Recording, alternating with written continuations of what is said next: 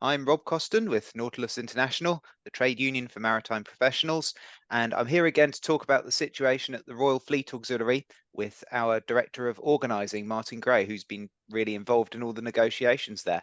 Martyn, thanks as usual for joining me. Oh, thank you, Rob, for inviting me. Thank you. Um, in January, as people might know, our members voted to accept a pay offer from the RFA after a lot of negotiation and a lot of industrial action. Um, but I know this is really the beginning, not the end of the fight for our members there. And I really wanted to get into that and find out what's going on. Before we get into the future, though, first of all, could you briefly go into that deal that our members voted on and what it means? Yep.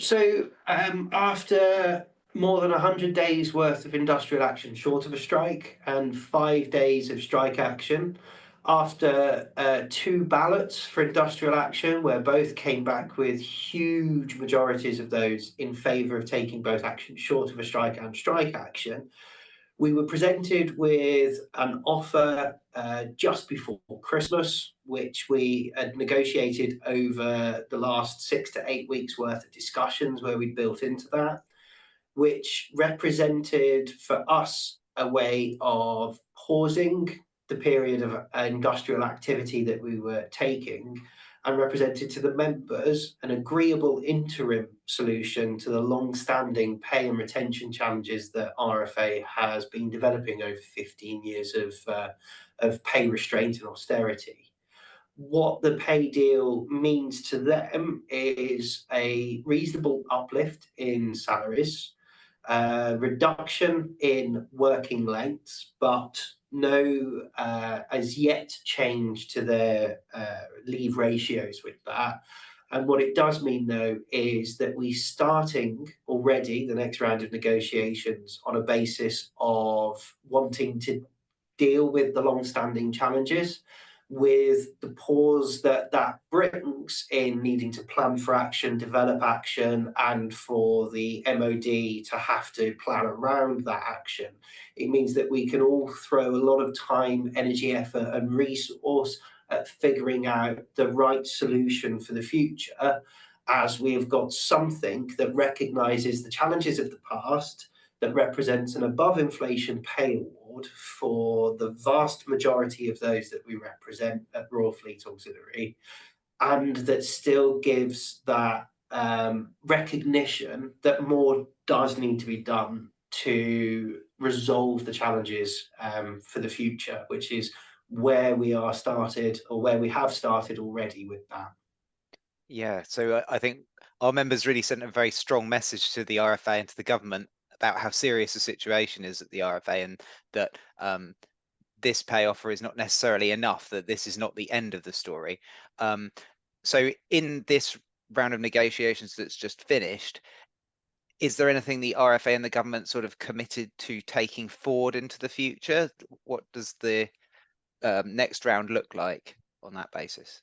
So the next round, which we've already started, but the commitments that we had was recognition that more needed to be done from the picture of where the wider maritime industry sits compared to where RFA pay and reward sits, as well as then the recognition that there is a retention challenge, there are recruitment challenges, and that actually that first step of being able to address those is admitting that they exist, which is something that we've struggled with for the last decade, is to just get that recognition. So, from the previous government that we were initially started the dispute with, through to the current government following the election of July last year, we've seen a shift in attitude and approach to dealing with the industrial challenges and to actually admitting that a problem exists. That has been an important step to getting this interim solution in place that allows for the time and space to deal with the long-term issues, as well as recognition that there needs to be sources of evidence that would support the reframing and the restructuring of RFA pay, rewards, non-pay items as well, that puts them in the right place so that they are in a competitive environment for maritime professionals in the UK at the moment, that they are offering the right remuneration to attract the skills and retain the skills that they need to perform their operational role. Yeah, well, it's great to have that recognition of the problem at last, and that's definitely a big step. Um, I know that we have been asking our members officially what they're looking for from this 2025 to 2026 round of pay negotiations, pay and conditions negotiations. Um, I know this is really sensitive, but is there anything you can say about what kind of outcomes our members are hoping for from it? I think it's universally acknowledged that the leave ratio definitely needs to be adjusted, and it needs to be adjusted more in favour of a work-life balance that is achievable for what people are looking for. That has been a key point for a number of years. There also needs to be conversations, and there will be conversations over allowances, over the rates of money that they get paid for being Royal Navy reservists, over other terms and conditions and benefits that sit within the wider quantum offering. There'll need to be discussions, as always, on pay and on moving the pay more towards where it should be after many years of pay restraint has put them significantly worse off in inflationary terms to where they should be had their wages just met inflationary pressures.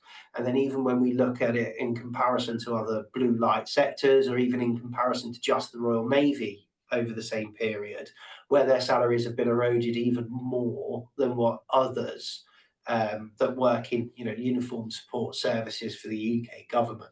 So there's that discussion that's happening. We've also got commitments to agree and negotiate a new collective bargaining agreement that should make clearer, greater definitions of both the role of the unions and the role of the work. Of the role of the employer in discussing with us changes that need to be made because regulations change, or changes that the employer want to make, which hasn't always been the case, where we've noticed over a period of time there were a lot of unilaterally applied changes to ways people were working, and in some instances to the way things had been agreed for quite some time beforehand were being changed with no notice and no consultation. So we will be able to discuss those points and make sure that they're embedded in the collective bargaining agreement, so that we are engaged, we are consulted, we form part of negotiations, so that we're all working towards the improvement of terms and conditions for all Fleet Auxiliary members.